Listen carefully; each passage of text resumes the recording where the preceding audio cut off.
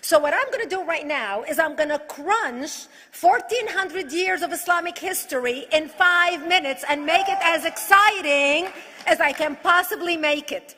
Because I hated history when I was a little girl. At this age, I appreciate history. And now I understand why they say those who don't learn from history are doomed to repeat it. In order for you to understand why Western civilization is very different than the Islamic world, you need to understand the history of Islam. When Prophet Muhammad supposedly revealed his revelation from the angel Gabriel that he is supposed to be the last of the prophets in the early 600s, he started preaching in his own city, Mecca. He tried to recruit friends and followers to be able to spread his religion. And he tried for 12 years and failed. And after 12 years, he was only able to recruit his immediate family and friends. So he decided, if I go to Medina, which was the Jewish hub of Arabia, the business hub where the Jews lived, if I go there and preach my religion to them, if they accept me, that will buy me respect and stature between my own people, and they will accept me.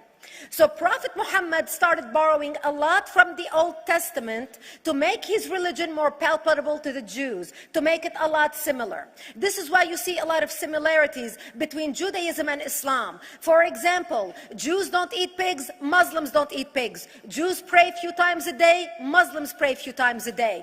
Jews fast on Yom Kippur, Muslims fast on Ramadan.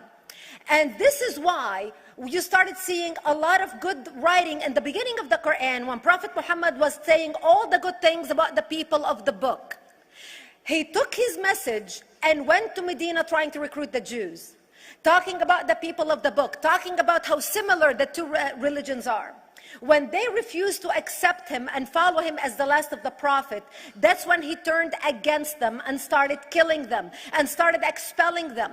That's when Islam went from a spiritual movement for the first 12 years of Islam into a political movement cloaked in religion after the year of the Hijrah, after Muhammad went to Medina and the Jews did not accept him.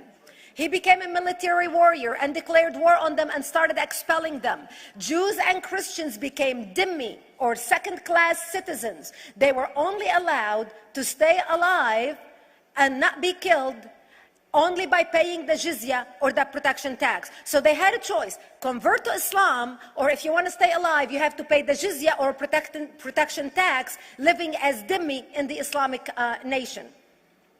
Christians and Jews could not ring church bells. Jews could not blow the shofar. Christians could not ring church bells. They could not pray publicly. Christians and Jews could not gather together and build new churches or new temples. And the way they paid the jizya, or the protection tax, was in a monthly ceremony where they would get together downtown and the Jew would kneel on his knee and hand his goods to the mullah, who would take the goods as the price for buying the protection. And in many areas, Jews and Christians were given necklaces to wear as a receipt that they paid their jizya, or their protection tax. Jews considered najis under Islam. Najis is bodily fluid. Najis is garbage. Najis is dogs. Najis is dirty. So Christians and Jews were treated as second-class citizens. Islam continued to grow. As Islam grew, more people became dhimmi, or second-class citizens. Jews and Christians were given identifiable clothing. The yellow star, which was given to the Jews, that most people think is a German invention. It was actually an Islamic invention in the 9th century in Iraq by the second Khalif al-Mutawakkil of Iraq, who invented the yellow star for the Jews to be identified as they walked down the street. Because Jews were considered najis, if a Muslim man or a Jew walked on the same side of the street, the Jew had to cross the other side so the Muslim man can walk, so he's not dirtied by the filth of the Jew. Christians were given the zunnar, the belt, which most of you men are wearing right now. That was an Islamic invention for the Christians. Islam continued to grow. They went all the way to Jerusalem. They conquered Jerusalem. Christians couldn't ring their church bells in Jerusalem.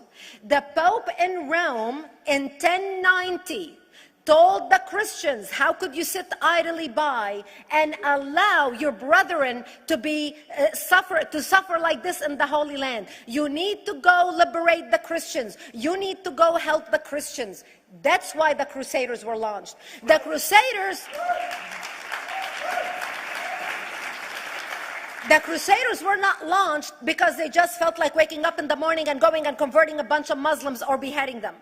The Crusaders were launched to liberate Jerusalem. And they were able to liberate Jerusalem for less than 100 years before Salah ad-Din al-Ayyubi, Saladin, took it back, and Jerusalem remained under Islamic control until 1967, when the State of Israel liberated Jerusalem, where Christians, Jews, and Muslims could pray under the same sky.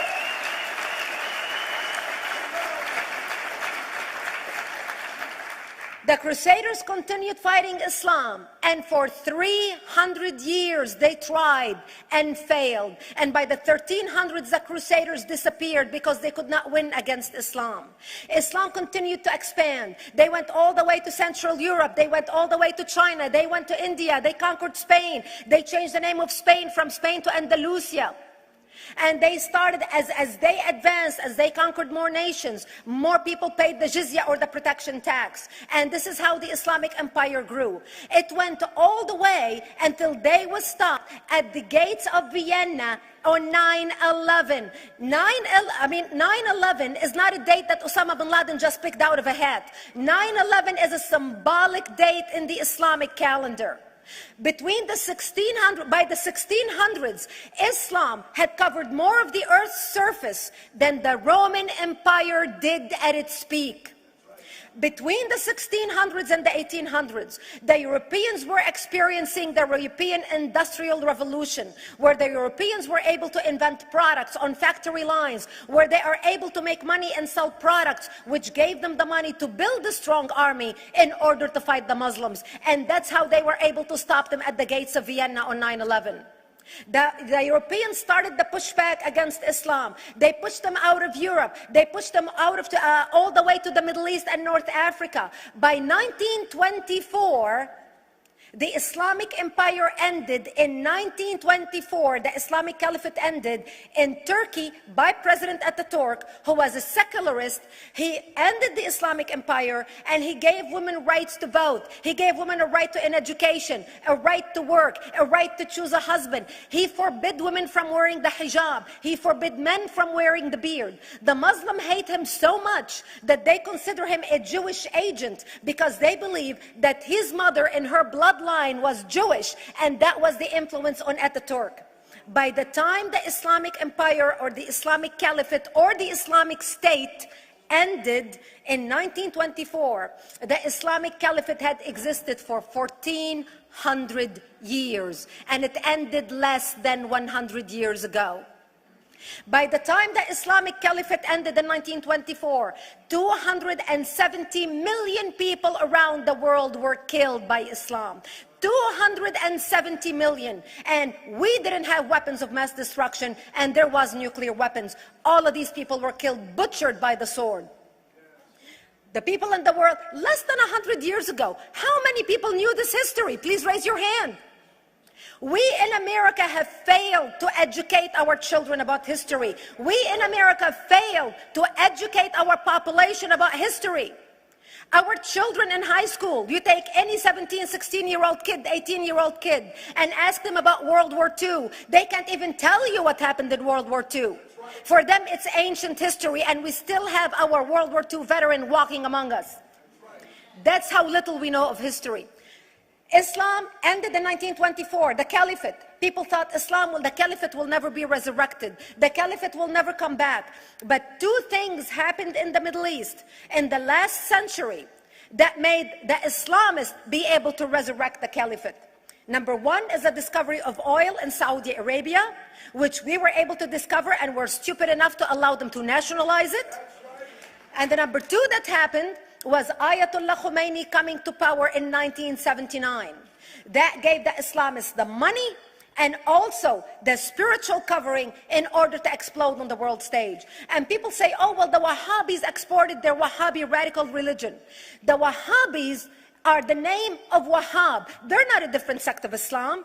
They follow the authentic preaching of Prophet Muhammad, the way Prophet Muhammad lived and practiced his religion. This is why neither you or me or any infidel can step a foot in Mecca, because as far as they're concerned, we are filth. And as infidels, we're not allowed to step a foot, not President Obama and not anybody else. As a matter of fact, Al-Qaeda used to use Saudi Arabia and its success as an excuse to recruit members, as the example to show them how Allah has blessed Saudi Arabia because of the way they adhere to the tenets of Islam. And today we talk about ISIS. ISIS is not a new invention. ISIS resurrected the caliphate that ended less than 100 years ago. Except we are too ignorant and too uninformed to understand what ISIS is doing and why ISIS is succeeding.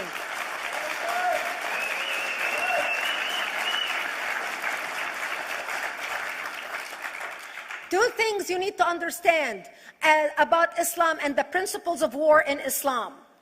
One is the law of taqiyya, which means lying and deception. It means that a Muslim man can lay his hand on the Quran and swear that he is telling the truth, knowing that he is lying, but also knowing that the Quran will forgive him because he is advancing the cause of Islam. The second thing you need to know about is that the Treaty of Hudaibiya, which is an Islamic principle of war and a model on how to deceive your enemy when you have to sign peace treaties with your enemy. And it is based on an example by Prophet Muhammad. Prophet Muhammad was attacking the Meccans and their caravans when he was living in Medina.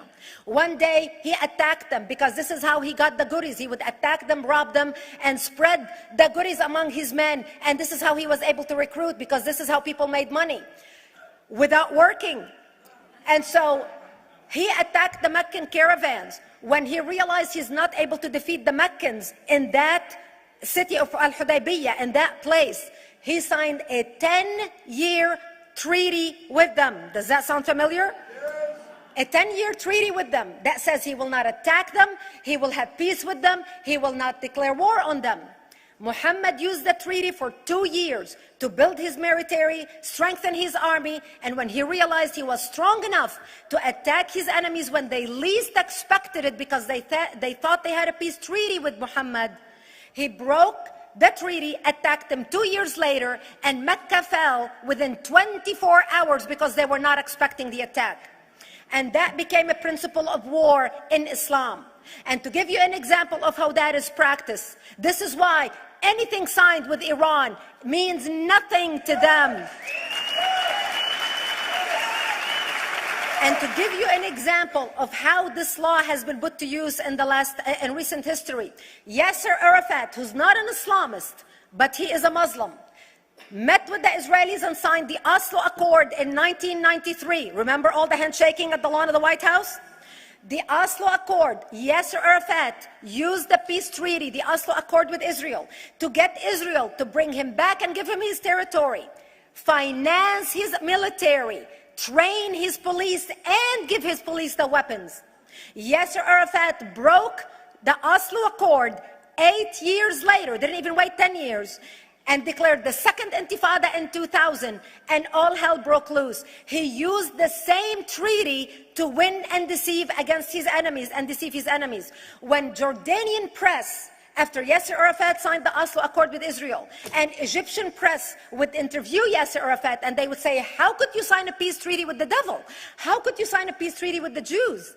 Yasser Arafat will tell them, remember Hudaybiya. That's all he would have to say. The whole Muslim world knew exactly what Yasser Arafat was talking about.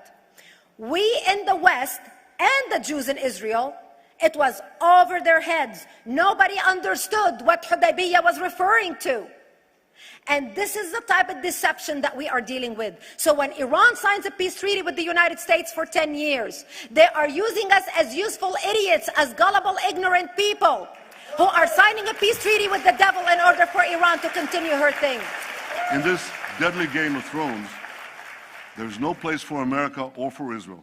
We don't have to gamble with our future and with our children's future. Elie Wiesel. And I wish I could promise you, Elie, that the lessons of history have been learned. That is why it is so important to be wise about who we're going to put in the White House next year.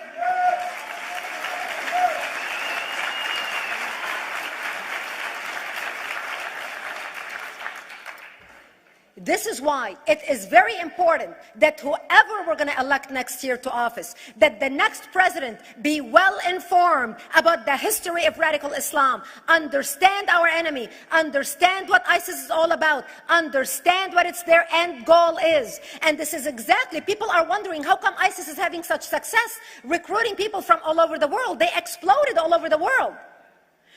The Pew Research did a poll, and of course the Pew Research is not Brigitte Gabriel'a, is not Fox News, is not Tony Perkins. The Pew Research did a poll in 2013 when they went around the world and interviewed Muslims from Islamic countries all over the world. And they asked them two questions. Would you like to have Sharia law as the law of your country? And would you like to see the Islamic Caliphate? And remember, this was in 2013, before ISIS. The 5 top countries in the world, in the Islamic world, the 5 top Islamic countries: Indonesia, 204 million Muslims; Indonesia, Pakistan, Egypt, Nigeria, and Bangladesh. 77% of Muslims interviewed in these Islamic countries, 77% want the establishment of Sharia law and want the establishment of an Islamic state. That means 77% of the world, quote, moderate Muslims agree with the establishment of ISIS and what ISIS is doing.